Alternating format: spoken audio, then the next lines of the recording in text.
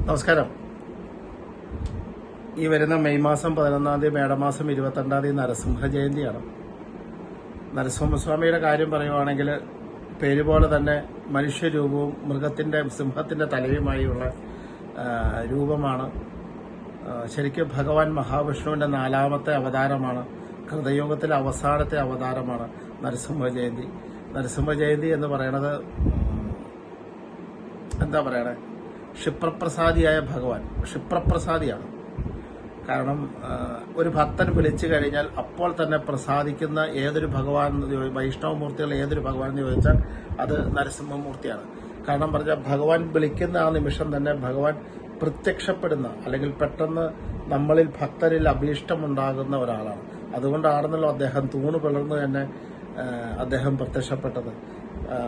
അത്രയും ശക്തനാണ്. ഭക്തന്റെ സങ്കടങ്ങൾ എന്താണോ, ഭക്തന്റെ വിഷമങ്ങൾ എന്താണോ, ഭക്തന്റെ ദുരിതങ്ങളാണോ, ആ ദുരിതങ്ങൾ തീർത്ത് ഭഗവാനെ ഭക്തരെ മറ്റൊരു തലത്തിലേക്ക്, അല്ലെങ്കിൽ മറ്റൊരു നന്മയിലേക്ക്, മറ്റൊരു ഐശ്വര്യത്തിലേക്ക് എത്തിക്കാൻ ശക്തനായി നിൽക്കുന്ന മൂർത്തിഭാവമാണ് നരസിംഹമൂർത്തിഭാവം.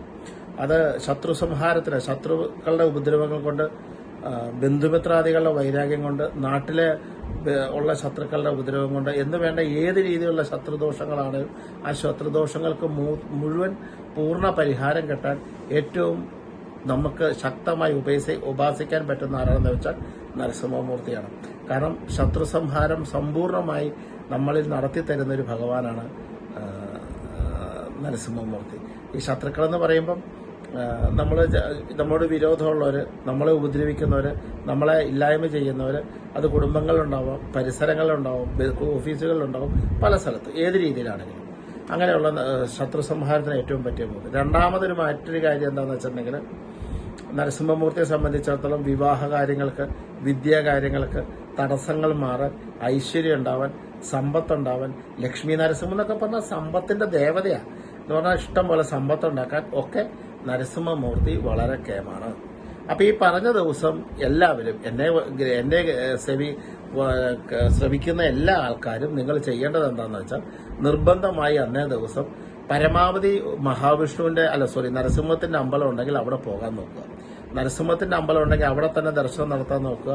നരസിംഹത്തിന്റെ ഇഷ്ട വഴിപാട് ആയി നിൽക്കുന്ന കടുംപായസം, പാൽപ്പായസം, കദളിപ്പഴ നിവേദം, ത്രിമധുരം, തുളസിമാല ഇത്യാദി ചാർത്താൻ ശ്രമിക്കുക. അതുപോലെ മഞ്ഞ പട്ടുകൾ കൊടുക്കാൻ ശ്രമിക്കുക. അതുപോലെ തന്നെ ചില സ്ഥലങ്ങളിൽ അട നിവേദിക്കും, ചില സ്ഥലങ്ങളിൽ പാനക നിവേദ്യമുണ്ട്. അതൊക്കെ ഉണ്ടെങ്കിൽ അതാത് അമ്പലത്തിന്റെ രീതി അനുസരിച്ച് അതൊക്കെ നിവേദിക്കാൻ പറ്റുക നല്ലതാണ്. ഇനി നരസിംഹത്തിന്റെ അമ്പലം തൊട്ടടുത്തൊന്നുമില്ല എങ്കിൽ മഹാവിഷ്ണുവിന്റെ അമ്പലത്തിൽ പോവാം. മഹാവിഷ്ണുവിന്റെ അമ്പലത്തിൽ പോയിട്ട് അദ്ദേഹത്തെ തൊഴുതു പ്രാർത്ഥിക്കുക.